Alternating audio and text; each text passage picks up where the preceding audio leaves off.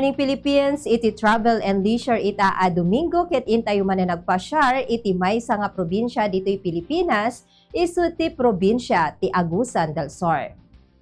Ti Agusan del Sur ket isu iti may kapat nga kadakalan nga probinsya ditoy Pilipinas nga naparaburan iti nalawa nga agricultural lands ken natural tourist spots. Iti napalabas nga tawtawen nagbalin nga sentro iti matang dagiti tattao iti probinsya, gaputa ditoy iti nakatiliwanda iti mapapati nga kadakalan nga buaya iti intero a lubong, particular ijay Bunawan, Agusan River. Ket gapo iti dayta adod met dagiti nagbalin nga interesado nga mapan mangkita ken mang-explore no anya dagiti naduma-duma nga natural tourist spot iti probinsya akas kuma iti waterfalls, rivers, wetlands, kabanbantayan, kenda dumapay. At dapay dagiti na diskobreda nga pristine caves kenda duma nga promising tourism sites. Ti Agusan del Sur ket fertile landlocked province no sa dino nga ti Agusan River ket kasla iso iti sentro wenno naggundwa iti probinsya. Ti probinsya ket masarakan ti Caraga region iti Mindanao. Dagiti kabangibang wenno kaaruba na nga probinsya ket Agusan del Norte, Surigao del Sur, Davao Oriental, Compostela Valley, Davao del Norte, Bukidnon ken Misamis Oriental. Ili ti prosperidad iti agserserbi nga capital na. Ket no planuenyo iti mapanagpasyar iti probinsya adtoy dagiti naduma-duma nga tourist spots. Agusan Mars Wildlife Sanctuary.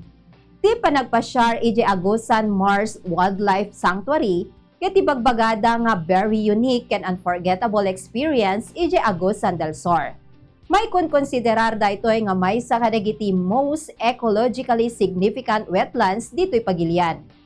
Ti Agusan Mars Wildlife Sanctuary ket maysa nga protected area ditoy Pilipinas nga indeklara ni former President Fidel V. Ramos, daytoy nga sanctuary ket ditoy iti pagnanaedan iti 20.24 feet wenno 6.17 meters saltwater crocodile nga nilolong.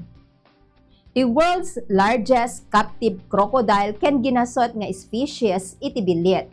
Freshwater, fish, bats, softshell turtles ken rare aquatic plants and trees. Daytoy nga sanctuary ket 20,000 hectares iti interconnecting rivers, channels, lakes, swamps, forests, ken hydrophytic plants kasla kadakkel iti size na iti Metro Manila.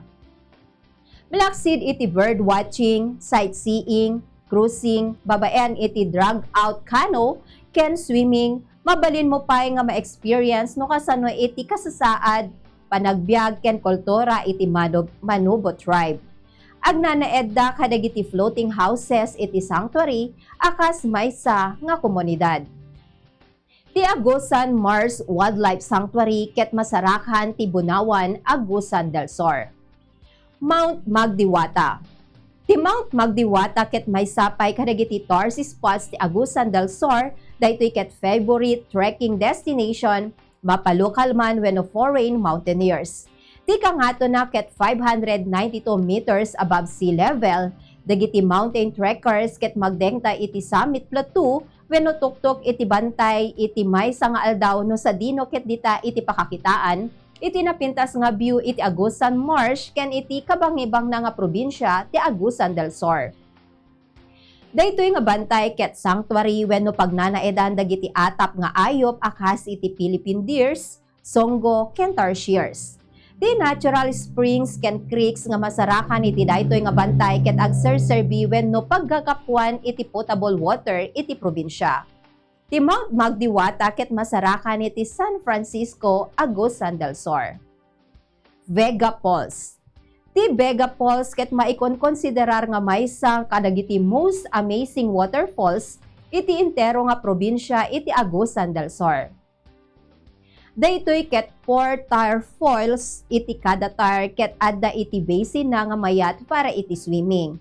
Ngem iti umuna nga tire wenno kangatuan nga paset iti fall ket isu iti kapintasan. Picnic, swimming ken cliff jumping iti mayat nga obraen iti falls. Ti Vega Falls ket Masarakan iti Barangay Mabuhay, Prosperidad, Agusan del Sur. Tugonon Falls. Ti Tugonon Falls ket maysa kadagiti best non-tourist destination ti probinsya ti Agusan del Sur, ti flat surface iti Tuktok ti falls ket ideal spot para iti cliff jumping.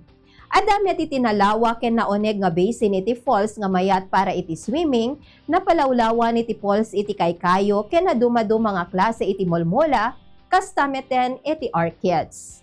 Tinagan iti falls ket naadaw manipod iti balikas nga tugon, kayat nga sawen iti Ingles, remind. Nga kunada, palpalagipan na dagiti tattao nga mangsalwad ken mangilala iti Mother Nature. Ti Tugonon Falls ket Masarakan met iti Barangay San Lorenzo, Prosperidad, Agusan del Sur. Gibong River. May sapay nga ideal destination iti Agusan del Sur ket ti Gibong River nga masarakan iti poblasyon Prosperidad, Agusan del Sur nga mayat para iti river cruising. No nature lover ka ken agbirbiro ka iti naulimek nga lugar, sigurado nga daytoy nga spot ket saan mo nga palampasen.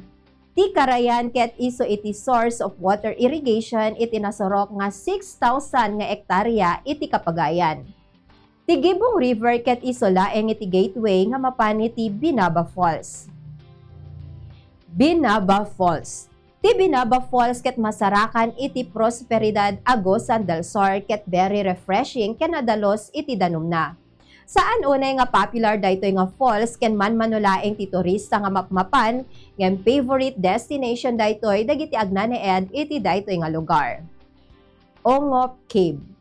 Ti Ongop Cave ket maysa kadagiti best spelunking destination iti probinsya ti Agusan del Sur.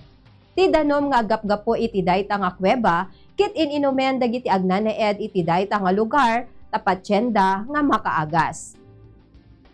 Adu iti makita nga napipintas nga stalactites ken stalagmite formations iti uneg iti kuweba, ngem ti maysa kadagiti most prominent formation ket iti Golden Staircase. Masarakan ti Ongop Cave iti Sitio Ongop, Barangay Mabuhay, Prosperidad, Agusan del Sur. Puting Buhangin Cave. Ti may sapay nga caving destination iti Agusan del Sur ket ti Puting Buhangin Cave. Adaan daytoy iti napipintas nga stalactite ken stalagmite formation, Puting Buhangin Cave ket Masarakan iti poblasyon Prosperidad, Agusan del Sur. Giant Tuog Tree. Ti met Giant Tuog Tree iti maysa kadagiti iconic landmark iti Agusan del Sur, iso iti may konsiderar nga kangatuan wenno katayagan nga kayo dito'y pagilian. Daytoy ket 65 meters high wenno 3.6 meters iti diameter na, ken mapapati nga nasurok talo agasot iti tawennan. Ti Giant Tuog Tree ket Masarakan iti Barangay Algeria, San Francisco, Agusan del Sur. Ket dayta iti travel and leisure itatanga Domingo, daytoy ni Bombo Nelia Alivintalanya, and this is Bombo Radio Philippines, the #1 radio network in the country, your trusted source of news and information. Basta Radio. Bombo! Good morning, Philippines!